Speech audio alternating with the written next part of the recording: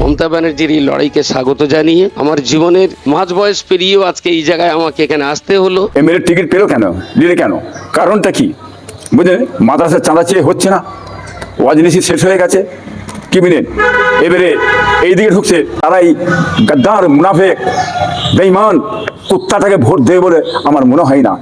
ও মূর্খ মাদর জানে, ওই দুটো মূর্খ মাদর বলছে হারাম যদি হয়ে যাবে, হ্যাঁ এই কথাটা বলার জন্য ইমানের খাতরা এসে গেছে। তার হারাম যদি হবে, তার হারাম কাজে নাম হলো কি করে? হ্যাঁ এই মতিন বেঈমান কি বলেছে জানেন না আপনারা? লা ইলাহা ইল্লাল্লাহ আব্দুল মতিন রাসূলুল্লাহ। এই কাইয়ুম মতিন বলেছিল নবীরা হচ্ছে ভিখারি বাচ্চা, সাহাবাদের বাপেরা কাফের রক্তই তৈরি।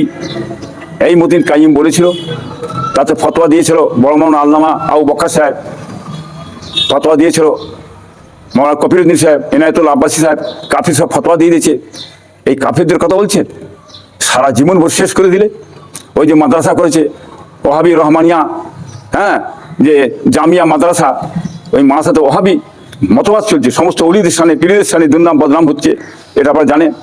দাদা হুজুর কিবলাকে কলসিমুদ্দিন এলেম বলেছিল, সাইফুদ্দিন সাহেব পীর সাহেবকে বড় ভাইকে বলেছিল, হ্যাঁ বুড়ো ভাম ফুরফুরায় পিন নেই, হ্যাঁ মূর্খ জাহেল টাহেল বহুত কিছু দুর্নাম বদনাম গালাগালি করছে, বাংলার মানুষই জানে না।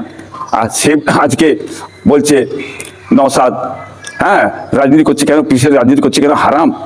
হ্যাঁ এ কি হুঁশটা ওরা আছে কি? ও কাফের কি বলতে চাইছে? ও আজকে ছেড়ে রাজনীতি এলো কেন? কারণ কি? হ্যাঁ এমএলএ টিকিট পেলো কেন, নিলে কেন, কারণটা কি বুঝলেন? মাদ্রাসার চাঁদা চেয়ে হচ্ছে না, ওয়াজনিসি শেষ হয়ে গেছে, কি মিলেন এবারে এইদিকে ঢুকছে। যেমন রাজ্য সরকার তার দলেরা কি করেছে, কয়লা চোর, বালি চুরি, হ্যাঁ আপনার গরু চোর, স্বয়ং মমতা ফাইল চোর, কি বলেন? চোর ছাড়া দলের মধ্যে কিছু নেই তো। সেই চোর দলের মধ্যে মতিন ঢুকেছে, কাফেরটা ঢুকেছে। এই কথা বলে তো মতিন, হ্যাঁ এর আগে নবীদের সামনে কথা বলছে কাফের মতিন কাফের, মানে আপনার কাইয়ুম আপনি জানেন না? কিন্তু দলমত থেকে বেরিয়ে চলে গেছে। দলমত আমাদের দলমতের নয় তো, অন্য মতদর্শে বেরিয়ে গেছে, এটাকে বাংলা জানেন না? হ্যাঁ আপনার আসামে একজন মধুচোর বলে লোকজন বলছে মধুচোর, সে মধুচোরের হাতে ওই কাইয়ুম মুরিদ হয়েছে। ও তো মধুচোরের হাতের মুরিদ, ও শেরছাড়া বেরিয়ে চলে গেছে। ও দাদা হুজুরের নাম ভেঙিয়ে মাসাসাট করে দিয়ে সরে গেছে।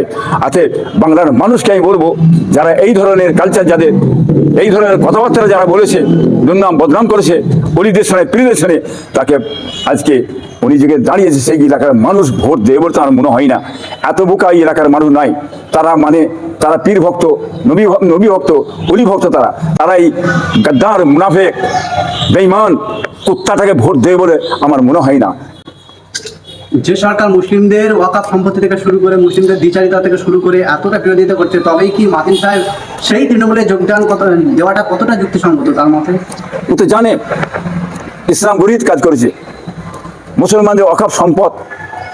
হ্যাঁ মমতা বললে তোমরা আন্দোলন বন্ধ করো, আন্দোলন বন্ধ না করলে আমার চেয়ে খারাপ কেউ হবে না, তোমার যে আন্দোলন করার দরকার হয় তোমরা দিল্লি যে আন্দোলন করো। এ কথা এই মমতা বলেছিল। আজকে ইসলামের কত ভয়ঙ্কর ক্ষতি করেছে, মাদ্রাসা মসজিদ ইসলাম সব সম্পদ শেষ করে, মুসলমানদের সম্পদ ক্ষতি করে শেষ করে দিয়েছে।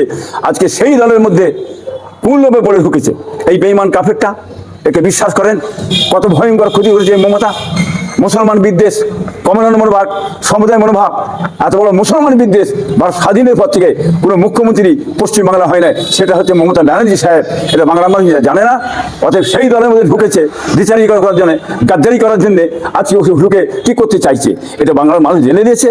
কত বড় ধোঁকাবাজ এই বেঈমান কাফের মতিন। অতএব এলাকার মানুষ কিন্তু যারা পীর ভক্ত, অলি ভক্ত, হ্যাঁ এই গাদ্দার ধরে ভোট দেবে বলে আমার মনে হয় না। যারা নিজেদেরকে বড় আলেম বলে মনে করতো, যারা মুসলিম জাহান বিশেষ করে এইসব মানুষদের উপরে আস্থা রাখতো, তাহলে সাধারণ মানুষ তারা আগামী দিনে কার উপরে আস্থা রাখবে যদি মাতিন সাহেব আইএসএফে যোগদান করে প্রার্থী হতে চায়? সবচেয়ে বড় কথা হচ্ছে আলেমকে বাস্তবিক দেখতে হবে। কি বলেন? আলেমের মধ্যে দুটো ভাগ আছে। একটা আলেম হচ্ছে নায়েবে ইবলিস, আর একটা আলেম হচ্ছে নায়েবে নবী।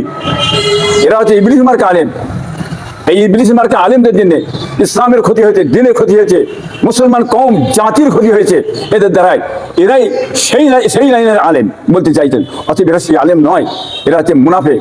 ইবলিস মার্কা আলেম এদের দ্বারাই ইসলামের প্রচন্ড ক্ষতি করেছে। এদেরকে দিই মমতা সুযোগ নিয়েছে, তো বুঝলেন না? এই গাদ্দারি মার্কা মৌলানা মোল্লা মোদি দিয়ে, এই গাদ্দারি মার্কা মানে আলেমদের দিয়ে, হ্যাঁ, এরা ইসলামের ক্ষতি করার জন্য সুদ বেড়ে এদেরকে নেভিয়ে দেওয়া হয়েছে কাজে।